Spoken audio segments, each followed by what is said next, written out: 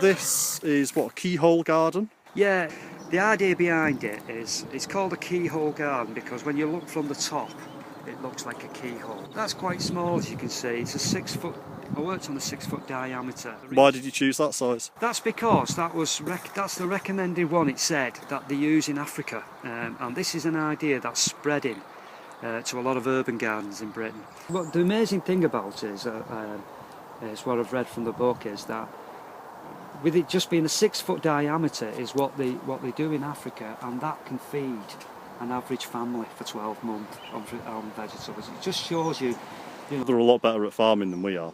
we certainly are, but it just shows you an example of how people can grow things relatively easily.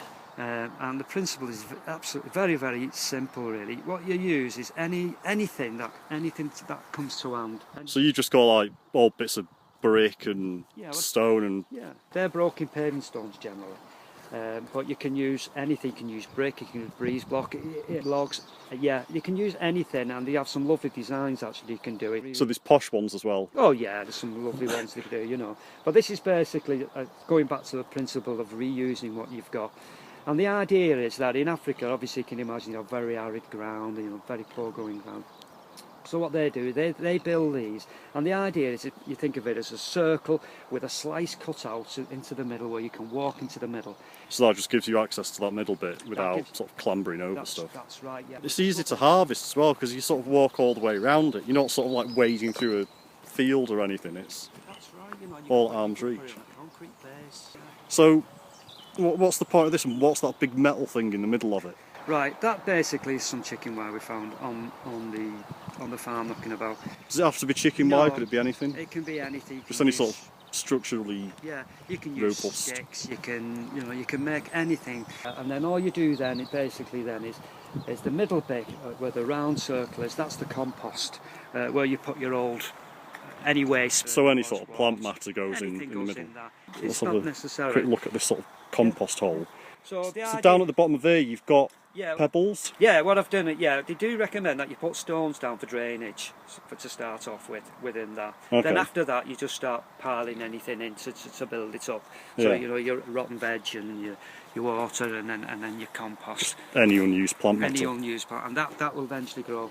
And the idea is you slant your actual soil at the sides, it slopes down slightly from that. So as you put your compost and all your waste in, the nutrients from that goes down your soil. So when it rains or anything, it washes the nutrients over the whole sort of, see if I can get my finger right, from the middle out over the rest of the...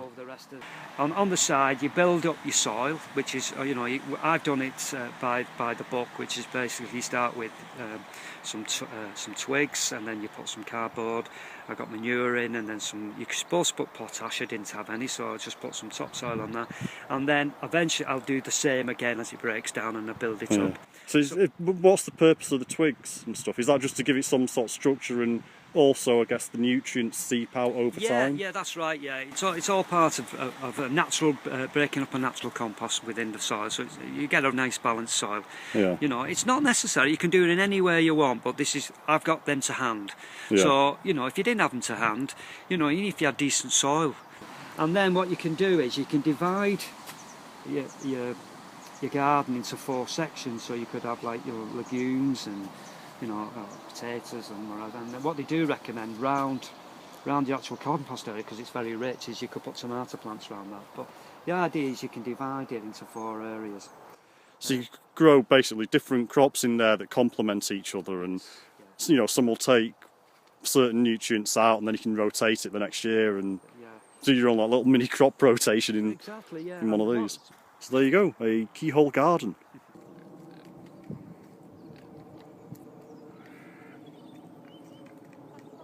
A keyhole garden condenses an allotment into a circular raised bed. A small walkway provides easy access to a compost pile in the middle, and around that is soil where the plants are grown. Put pebbles at the base of the compost area for drainage, and around those place twigs. Above the twigs and the sides of the enclosure, put cardboard to keep the soil in. There's lots more information online about keyhole gardens, so Google and you'll find loads of great examples. If you want to get in touch, you can contact us on Facebook or Twitter.